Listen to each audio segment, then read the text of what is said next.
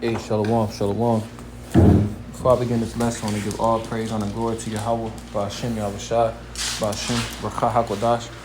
I want to give double honor to my teachers, the head apostles and elders of the Great Millstone, and a Kazakh Shalom to those who elect.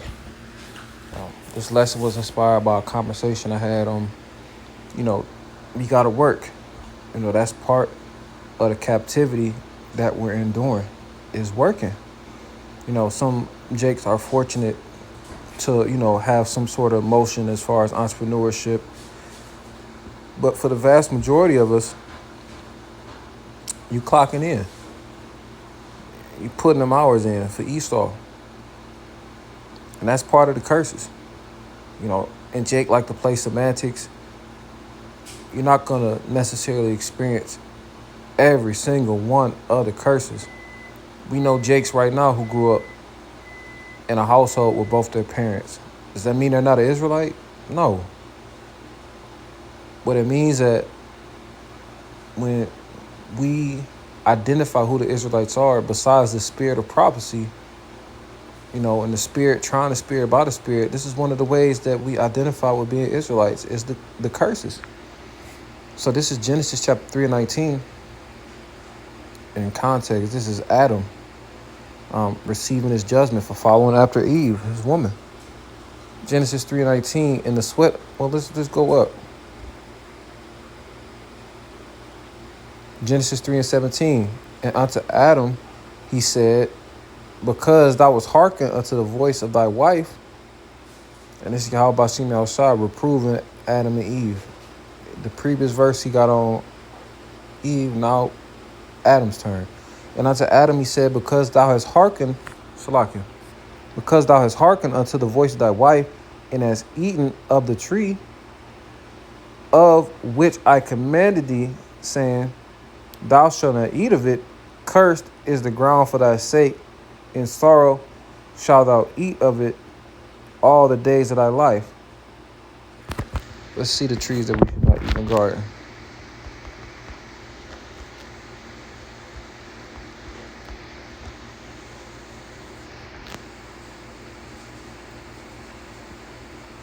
This is Genesis 2 and 16.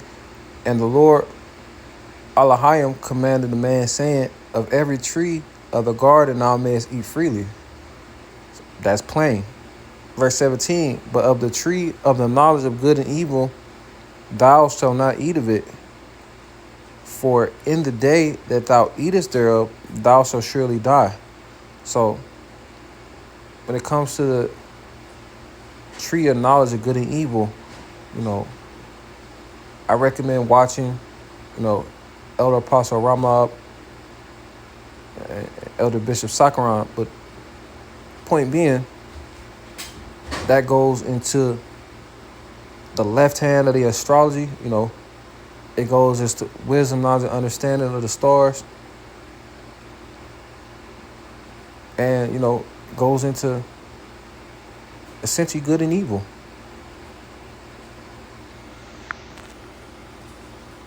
That's how Issachar was able to,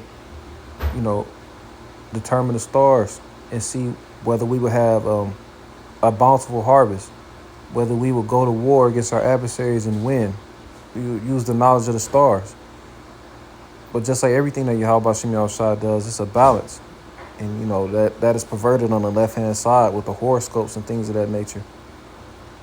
So following after other gods, tapping into other philosophies you had no business tapping into, as a result of following behind your woman, this is the punishment.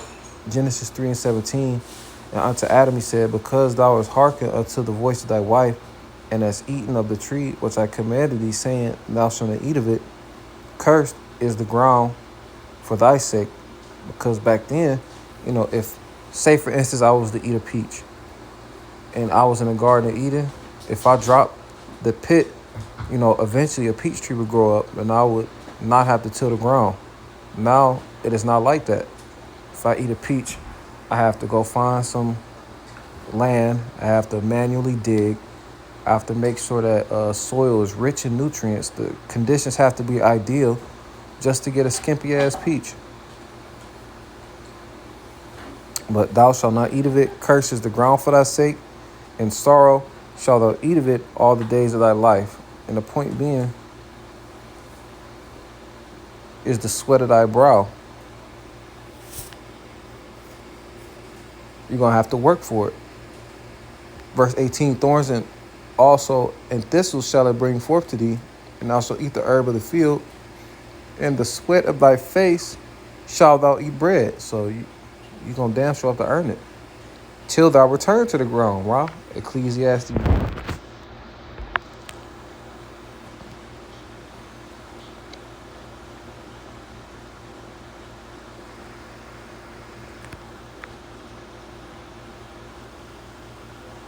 It's 12:7.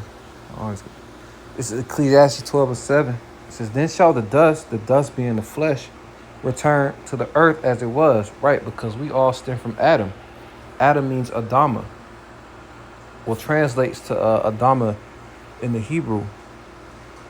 And Adama means from the earth. Our forefather Adam. We are made of the elements. Then shall the dust return to the earth as it was, and the spirit shall return unto the power we gave it. So, until Yahweh Bashim El-Shad redeems the curses from it, this is one of the things we have to go through. In the sweat of thy face thou shalt eat bread till thou return unto the ground. For out of it was thou taken, for dust thou art, and unto dust thou shalt return. So boom, we covered that.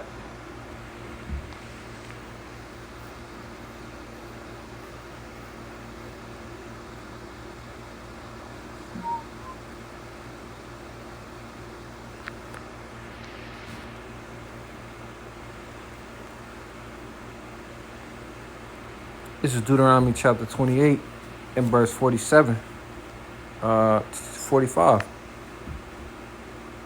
I'll read from 45 to 48. Deuteronomy 28 and 45. It says, moreover, all these curses shall come upon thee. What curses? Deuteronomy 28 from 16 to the end of this chapter. All the things that will befall the Israelites for not keeping that contractual agreement between them and the Heavenly Father to serve him how he wants to be served. This is why we're going through the things now. This is why the vast majority of us have to go to work. Half of us don't know our fathers. And if we don't know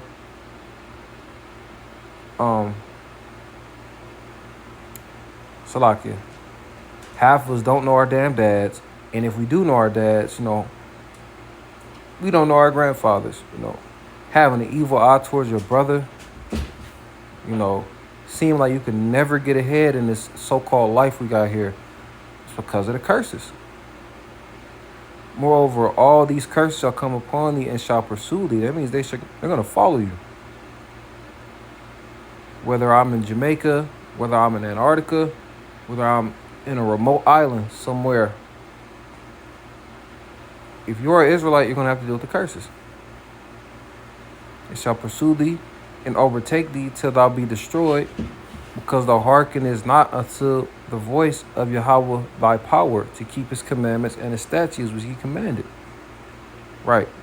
Going through this as a result of our disobedience. Moses sprinkled that blood on us in the wilderness. Lord, let us know his terms and conditions, and we agreed.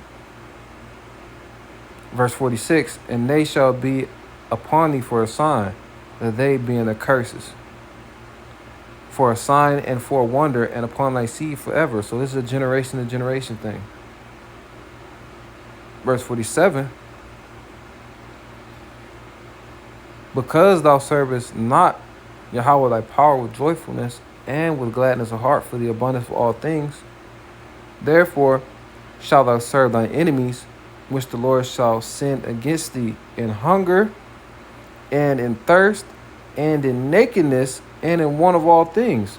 So you're going to have to go to your enemies for the basic essentials. Food, water. The scriptures told us how our wood is sold unto us.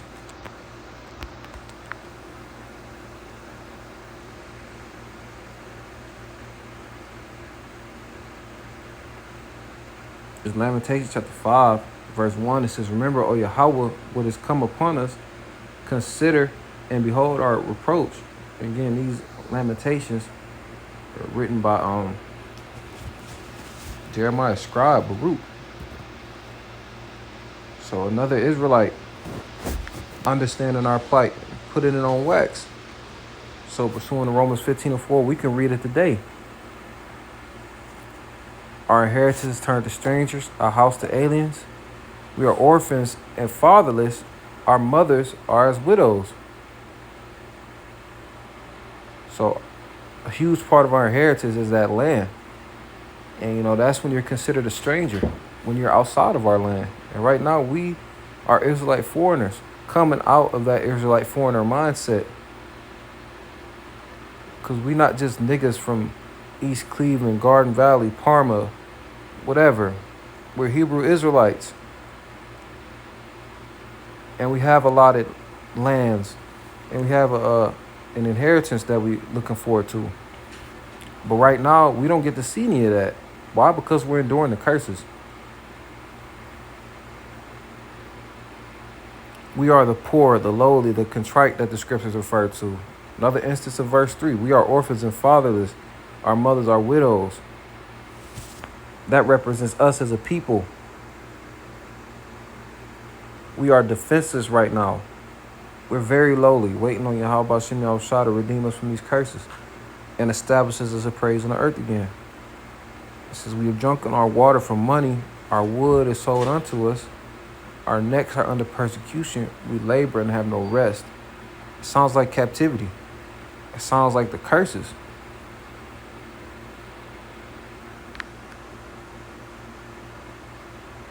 Because thou servest not Yahweh thy power with joyfulness and with gladness of heart for the abundance of all things, therefore shalt thou serve thy enemies, which the Lord shall send against thee in hunger and in thirst and in nakedness and in want of all things. And he shall put a yoke of iron upon thy neck until he have destroyed thee. So Yahweh Hashem Yahushua sent that nation from far off.